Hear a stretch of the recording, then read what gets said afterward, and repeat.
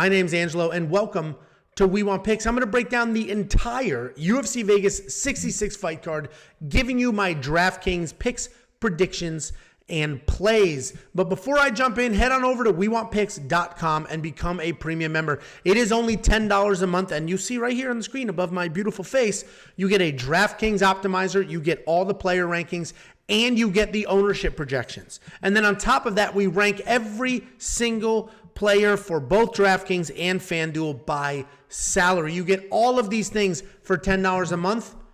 And outside of the DFS world, you're getting all of our bets. Everything included for only $10 a month. That's WeWantPicks.com. At the top, click Become a Member. It's only $2.50 a week. You'll get the tools you need to make money in DFS and the information you'll need and the bets that you'll need to make money with your sports books. So let's go ahead and jump right in. We have 14 fights. I'm going to try to fly through this the best that I can. Opening up the card, we got Sergey Morozov taking on Journey NEWSON. And this is an interesting fight because Sergey Morozov is very good. A lot of people have him as a lock this week. I agree, right? I think he's incredible. He's got decent stand-up. He's got very good grappling. And he can really make things happen. The problem is, it's not really a problem, is that Journey NEWSON looked incredible in his last fight. In this last fight against Fernie Garcia, he had takedowns. He went back to his wrestling. This guy is a wrestler who found power in his hands and then just became a striker. But he went back to his wrestling. I do think Sergey wins. He's probably a safe play at $9,300. The one thing that worries me is just how incredible Journey looked in his last fight. Because that version of Journey might be able to beat Sergey Morozov. So I'm probably not going to spend the $9,300 on Sergey, but I know people are positive that that guy is going to win, and I hear you. I agree. I think skill set for skill set, Sergey is better. I'm just a little worried with how good Journey looked, if that makes any sense. Then we got Manel Kape versus David DVORAK. Listen, this is striker versus striker. Manel Kape is as dangerous as they come. But he can be a little low volume at times, and he falls behind. Zhumagulov cracked Manel Kape a few times, and he's a wrestler. Ode Osborne was beating Manel Kape that entire first round until he got kneed in the face, a wild flying knee that got that done. Nicolau outstruck him, Pantoja. That was a pretty well-rounded fight there, but Pantoja got it done. And I just feel like somebody as good of a striker as David DVORAK can give Manel Kape some trouble. So David DVORAK, he's got a chin on him. This is not a guy that you're just going to random flying knee at the end of the round put out. He's a technical striker. He's coming off this loss to Nicolau, but Nicolau's an incredible striker. An incredible striker. So yes, that was a very low volume fight, 39 significant strikes, and I think Nicolau was somewhere near that as well. Very low volume fight, and it was just a boring decision. I think David DVORAK can withstand whatever flash of power that Manel's going to throw his way and could potentially win this fight. So by no means is David DVORAK a lock here, but I think at $7,100, there may be some decent value because Manel Kape tends to be a little gun shy, tends to fall behind on the cards, and then he looks for that big punch to make it happen. And I think David DVORAK could stay ahead of the cards and not let that one punch land to come back. Rinat Fakhretdinov should be in your lineup. $8,300 is incredible value. He's a very good wrestler. He can also strike. He's not the greatest striker in the world, but he can strike, and he's a very good wrestler. And the reason he's even more of an incredible value is, yes, he's fighting Bryan Battle, who's pretty early in his career, 9-1. But Bryan has looked incredible lately, but this is short notice. So this is going to be Bryan Battle's toughest opponent, and it's on short notice. Even with a full camp, this is a tough opponent. So I think Bryan is most likely in shape. Physically, he looks amazing. This guy is an absolute workhorse. He can strike. He can grapple. He's not amazing anywhere. You could tell he's one of these guys he's not just like naturally gifted. He has to work for and earn everything he has, and that's what makes him an absolute dog. With all of that being said, I think he loses this fight. I think it's just too much too soon. I think Rinat is very, very good. His record is hollow, though, if you go dig into it in Tapology. But I think he's very good, and I think the wrestling is just an easy path to victory for him. So I like Rinat to get this done, and I love him at $8,300. Then we have Rafa Garcia versus Mahashete. I love Rafa Garcia here as well. $8,400 seems like very good value to me. What is a little disappointing is the line opened. These DraftKings prices tend to be sharper than the betting lines because they drop DraftKings on Mondays, sometimes Tuesdays, but the betting lines have existed for, a couple of weeks, maybe even months, depending on the fight. And my point here is Rafa Garcia opened as an underdog, and then the smart money came in and it moved the line, and now he's a slight favorite, and DraftKings has him priced that way as well. And this is why I think he wins. 5 takedowns, 7 takedowns, 3. He lost to Drakkar close, but that was short notice, and Drakkar looked amazing in that fight. He had 5 takedowns in this Grutzmacher fight. The only reason he lost is because he got so freaking tired. But then he didn't look like a guy that got tired in the Levy fight. He didn't look like a guy that got tired in the Runson fight. And in the Drakkar close fight, he didn't slow down much there either. So I like Rafa Garcia. I like him to get this done. I don't think he's going to get tired. He's fighting Mahachete. Mahachete's got great hands. He's a dangerous, dangerous guy. He's got great hands. But let's not forget, this dude was a plus 1,000 underdog on the Contender Series. And yes, he eked out that win. But I don't think Mahachete is like this world beater guy. I really don't.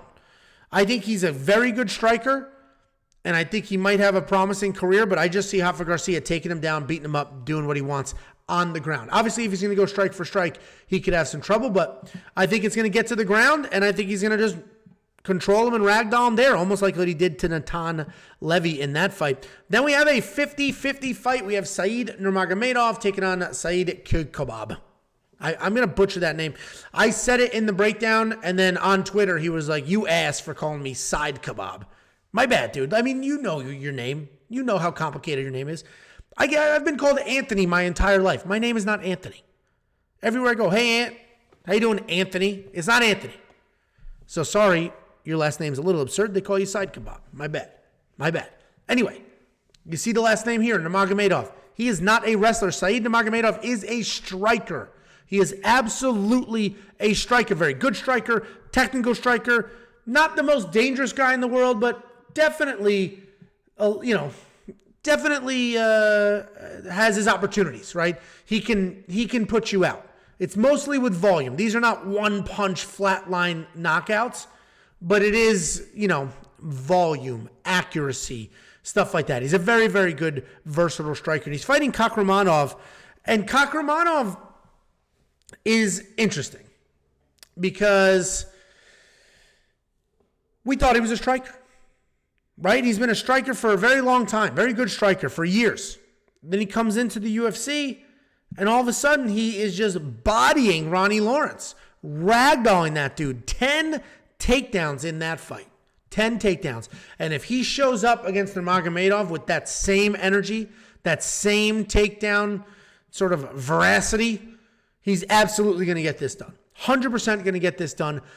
This is a tough fight. This truly is a 50-50. It's 50-50 on every single sports book. I am surprised that DraftKings Fantasy picked the side here. But I like Kakhramonov in my lineup. We'll see what the pricing looks like because it is very close, right? I'm positive Rafa Garcia is going to win. Not positive, but I'm very confident Rafa Garcia is going to win at 8,400. 8,000, I think Kakhramonov wins. I think it's because of the grappling. And if that is how he wins, look at the points that he'll put up. But Said Nurmagomedov is very good. So, guys, pick your side. This is the side I'm picking, and we'll see what the budget looks like. Then we got Jake Matthews versus Matt Semmelsberger. Jake Matthews should win this fight. He should be better pretty much everywhere except raw power. He's a good, fluid striker. He's got very good wrestling. And he does have some power, right? He just knocked out Andre Fiallo, no problem. And this Brady loss, he was just out-grappled, submitted by Sean Brady, who is a very, very good grappler, even though he was just put out in his feet by Bilal Muhammad. But he's fighting Matt Semmelsberger. The reason I like Jake Matthews to win this fight is this A.J. Fletcher fight here. You don't see it, but A.J. Fletcher got a bunch of takedowns in that fight. A bunch of takedowns in this fight. The only reason A.J. Fletcher lost is because it was his UFC debut. It was short notice. He made a couple of mistakes, got a little too excited, gave up some positions. But he was about to beat Matt Semmelsberger. And then Alex Morono did beat Matt Semmelsberger, just with sheer volume on his feet. I think Jake Matthews can outstrike and outgrapple Matt Semmelsberger. Obviously, Matt's got this big boy power, so he just has to avoid those overhands, avoid that that raw power from Semelsberger. But I like Jake Matthews to get it done. But Semelsberger is a very durable guy, so I don't know if Jake Matthews at 9,200 is going to get you a stoppage, but if he leans on the wrestling, he'll score well there. Then we got Vlismas versus McKenna. This should be a close fight. Cheyenne Vlismas should be the better striker. I think she'll be the more technically sound striker. She's a little bit longer. That's about it, right? She's not this phenomenal grappler. She doesn't have these amazing takedowns. But Cory McKenna kind of does. Right? I'm exaggerating a little bit, but she's got very real takedowns. She will literally shoot, pick you clean up in the air, and then dump you. She's looking for finishes. She's coming forward. She's pounding away. She's trying to make these things happen. This Elite Reese loss does worry me a little bit because she got the takedowns, did some beating up, but ended up losing sort of the technical striking. That could happen here. But I think Cory gets this done, and at $7,200, she's going to fight for your money. She scored 54 points in that loss. 54 in a loss. So I'm going to take Cory McKenna at $7,200, and I don't think there's a world where Vlismas is worth $9,000. She's not going to get a stoppage here. She's not going to get takedowns controlled. It's going to be a bunch of jabs and a bunch of dancing around, and I don't think that's worth it. Then we got Mikhail Olenjaychuk, and he's taking on Cody Brundage. Cody Brundage is stepping up on very short notice here, about a week and a half, to take on Mikhail. Mikhail's a good striker. He's a very good striker. He doesn't really have raw power. Like, yes, we saw in the Sam Alvey fight, but that was out of the norm for him. He came out just bombing away. That's not how he fights. He's normally like, 1-2s and throwing out jabs, and he's really, really fast. Super fast. And watching him use his speed is, it's impressive, and that's how he gets most of these wins. But that Alvey one, he was chasing a knockout and got it. He's fighting Drew Dober. Jesus, Marouche. He's fighting Cody Brundage. Cody Brundage is stepping up on short notice. He is a wrestler. He's a wrestler. He just knocked out Treson Gore big time with just cracked him, put him out early in that fight. Before that, he was rocked, getting smoked by Dalcha Lungimbula before Dalcha shot a bad takedown and he sucked up a guillotine and got it done. And then before that, Nick Maximov out-grappled him. Listen, I like Cody Brundage. I think Cody Brundage is a pretty good fighter. We've seen power in his hands. We've seen him out-wrestle people. I think he's a pretty well-rounded guy, but Mikhail Olenjaychuk should be the far, far better striker. And Cody's probably going to be striking a little bit. It's short notice. I don't know if he's in wrestling shape. He's probably going to be striking a little bit. If this was full camp, I'd be on the Cody side, but it's not. I'm on the McCall side. And if you think McCall gets this stoppage, then yeah, you should throw him in your lineup for sure. Then we got Drew Dober versus Bobby Green. And man, this is a tough fight. This is a tough fight because they're both strikers. Drew Dober definitely has more power. Drew Dober is very durable. Bobby Green is very durable. Bobby Green can wrestle a little bit. Drew Dober doesn't really wrestle that much, but, can defend some takedowns and then bomb away. This Alves fight was absolutely incredible.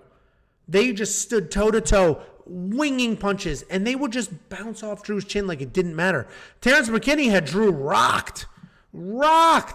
He had Drew Dober dead to rights and still somehow didn't get it done, and then Drew Dober put him out. Brad Riddell beat him by working in the takedown.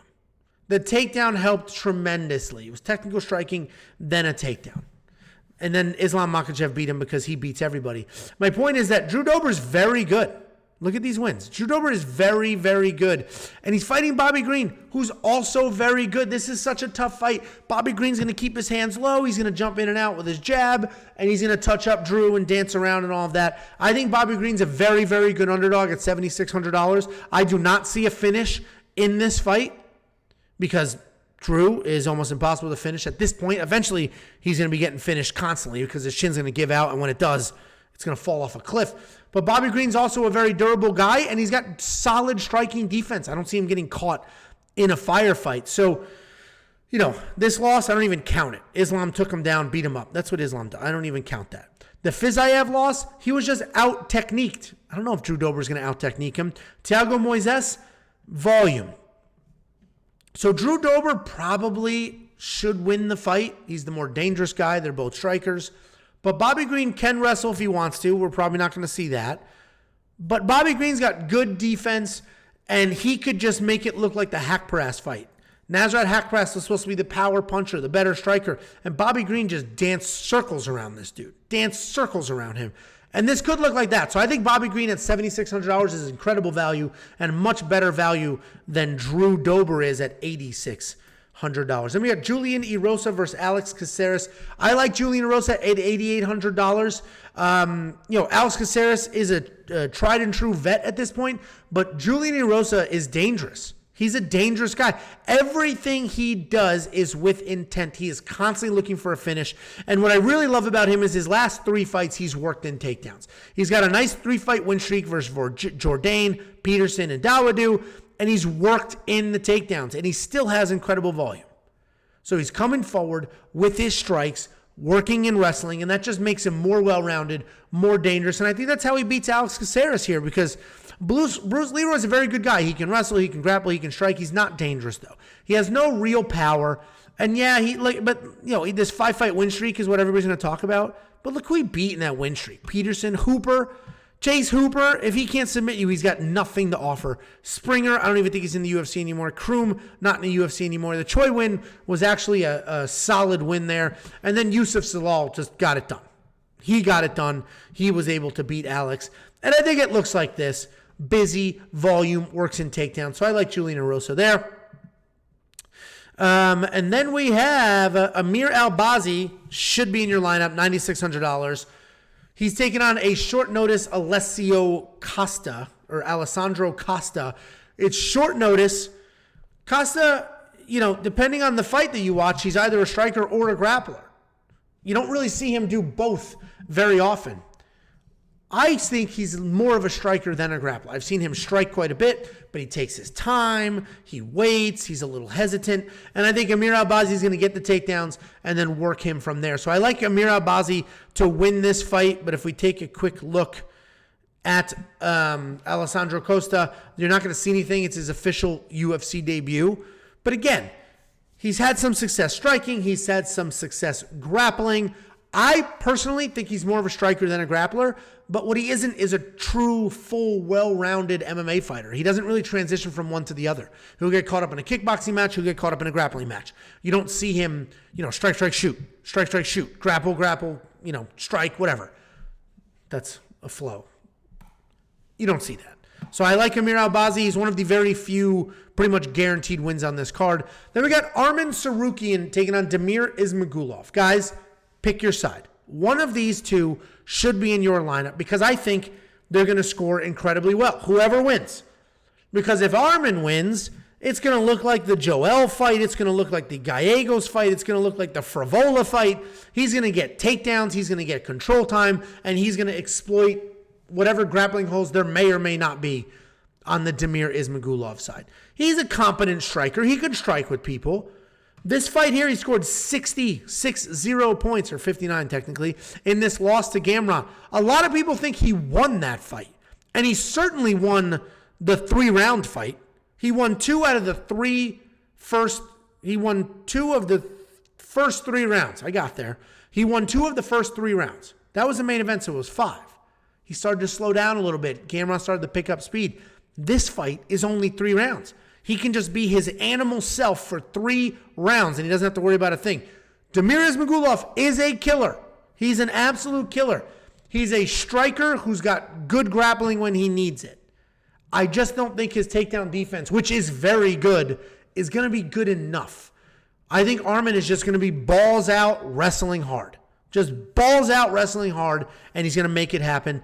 The Kutaladze win was incredible. These are very, very good wins over very good people. Damir Ismagulov is good. Jacob is positive Damir's going to win. I think Arman's going to out-wrestle him and therefore score really well and, will be in my lineup. But if you like Damir to win this fight, to defend the takedowns, light him up in the striking, he should be in your lineup. Because he's only $7,300 and you could have a decent score here. I don't see this. We're not going to get any takedowns. But you could be in the 60s or 70s with a Damir Ismagulov kickboxing win, for sure. Especially, he could potentially get a finish, but he's not very dangerous. He's not a finisher. We got the main event, Sean Strickland, Jared Cannonier. This is another tricky fight because Sean Strickland is a busy volume guy. His hands are going to stay in your face. He's going to be busy. He can touch and go. Jared Cannonier is a big power guy. He's not really working in the volume. He's just throwing one punch at a time sometimes, but he's got incredible power, and he's moving pretty well. So if Sean Strickland keeps his hands busy, very high volume, dances around like he did against Jack Hermansson, then Sean Strickland's going to win. But we just watched him get absolutely flatline, put out cold only 5 months ago. 5 months ago, this dude's brains were scrambled. And he's fighting Jared Cannonier, who hits incredibly hard. He blew out Derek Brunson after getting taken down a few times, blew out Jack Hermansson, Silva, Branch. Now, these are going back a while because Branch is not in the UFC anymore. But I could just see Jared Cannonier touching what is probably not a fully recovered chin of Sean Strickland, but I am not going to play either side of this. Conventional wisdom says you should have, 5-round fight. You have more rounds to score. I'm not going to do either side of this because I don't think if Sean Strickland wins, he does not going to score well. It's going to be a lot of jabs, a lot of dancing. It's 5 rounds, so I guess he could do well, but I'd rather chase on a wrestler that's a little more affordable. And if Jared Cannonier wins, it is probably a one-punch situation, a TKO situation, and he will score well. The problem is, I personally am not going to take up a slot with Jared Cannonier here at $7,700. I think Sean Strickland's overrated. I think his chin is gone. Jared probably wins. There's some other people on this card. There's a bunch of those 8,000 you heard me break down, 8,300 you heard me break down, 84. That price range has a bunch of good value. I'd rather have more of them and then avoid, a couple of the super high price people. So, guys, that's the breakdown. Let me know in the comments what your lineup's going to look like, who you want to fade, who you're going to keep in there. And don't forget, become a premium member because we give you our biggest fade, our biggest lock. We give you a value play, an underdog play. We give you everything you need, including a DraftKings optimizer to help you build winning lineups and make some serious cash. Go to WeWantPicks.com. At the top, click Become a Member. It is only $10 a month. That's $2.50 a week. That's nothing for the amount of content that we're going to give you. WeWantPicks.com. At the top, click Become a Member.